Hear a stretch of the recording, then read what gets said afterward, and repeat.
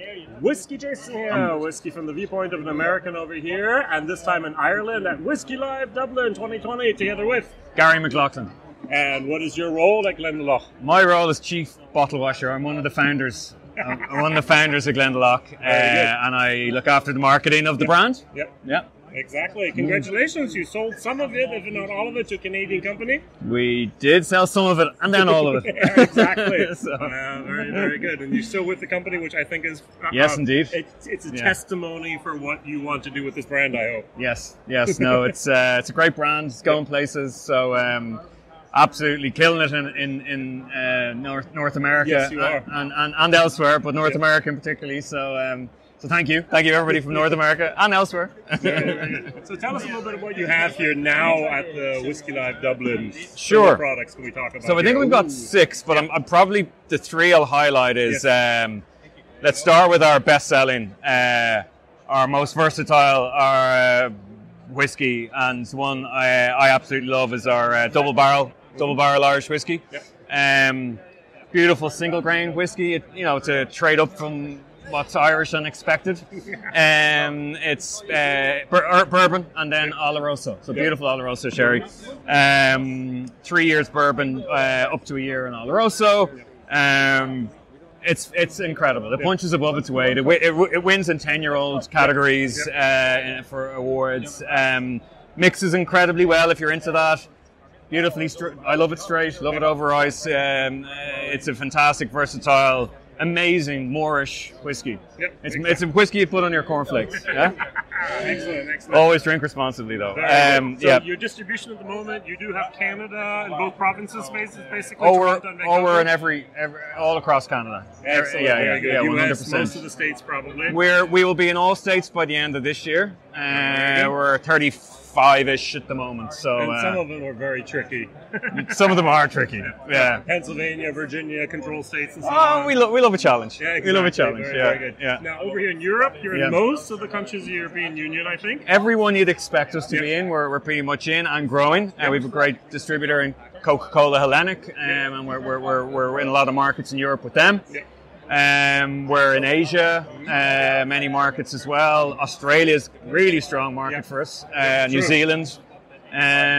What about South Africa? Exactly, those exotic countries of South America, Brazil, and so on. Have you made it there yet? So we're in conversation with a number of different countries in South America.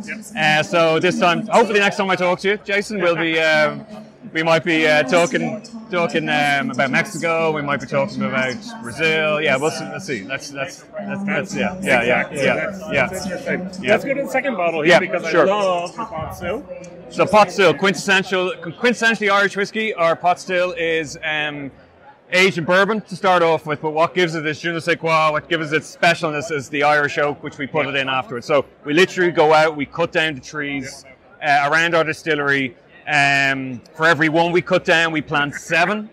So 7 saplings. So we're rewilding Wicklow, which is big. If you can see our display here, it's all about the forests, and we're all about the forests. I just spent 2 hours this morning in Wicklow. Oh, yeah? Beautiful.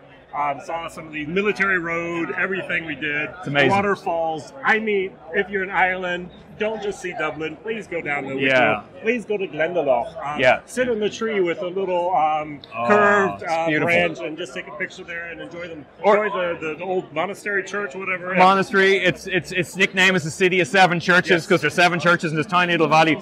If you're at the lake, make sure to go up and raise your hands up in the air like St. Kevin. And hold a bottle of Glendalough on both. There you go.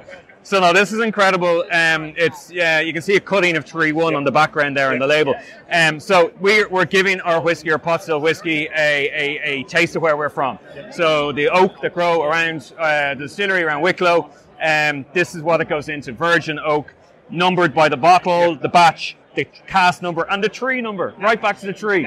So it's amazing. Someday I must bring you up, and we'll sit down beside, let's say, tree number 2, and we'll have a taste of tree number 2. Would love to. So an amazing whiskey. And then we have something with a Japanese influence, I think. Yes. One I'm probably the most excited about, which is our Mizunara. So Glendalough single malt, 7-year-old Mizunara. Some of your viewers may remember we had a 13-year-old back in the day. That was fantastic. I loved it. 13-year-old, amazing. Well, if you find it in auction, buy it. Oh yeah. I'll buy it off you. Exactly. I got half a bottle left. Literally, yeah. And it's gone. It's gone. I got 2 or 3. No way. I've kind of bunkered them away. Okay. So we might have to talk about. We do. Arm wrestle. No, I'm gonna lose. So we have a bit of precedence when it comes to Mizunara. We love our Mizunara. So this is a 7-year-old single malt. It's aged in bourbon for seven years, and then it goes into this mystical, amazing Mizunara, which is this Japanese oak, grown in Hokkaido, northern Japan, a cold island, snowy island, sure growing of trees. It's about 200 years before they're chopped down. They're gnarly. They're hard to work with. They take 3 years to dry. They're known as temple whiskey, but also water oak. It's known as water oak over there because it sucks up so much water. It takes 3 years to dry. But my God, is it worth it, because the whiskey soaks right up into that oak. And the flavor, you get the exotic flavor like sandalwood and I'm going to say incense because it shares the same chemical compound as incense. It's just a taste explosion in your mouth. You notice how excited he is? Oh my God! Like I need to drink some of this. So yeah, we're so happy to bring out our 7-year-old, and this is the start of a new portfolio of single malts aged in Mizunara that Glendalough are going to have. So in a couple of years, there's going to be another 13-year-old. There'll be another 17-year-old, all celebrating this amazing oak, which is Mizunara. So and I must tell you, just why is this red string on this? Please do. So when we went over there, first of all, our wood guy Kev, he went over. We met the Coopers, and the Cooper said to him, "Oh, you must have come on the red thread of fate." And he's looking at him, going, "Ooh, what are you talking about?" And he said, "You tell me you've got the best single malt in the world. Well, we've the best oak in the world, and they're obviously meant to be together." So the Japanese believe that there's a red thread tied around the finger of people or things that are meant to be together. Ta-da. There we go. So you'll see a red thread around a lot. But yeah, no, love this. Absolutely love it. And it's literally every bottle we've made and sold. We've batch 2 coming out now. But the good thing is it's not going to be like 13-year-old. It's not going to disappear. We're going to have this at least 2 batches a year for the foreseeable.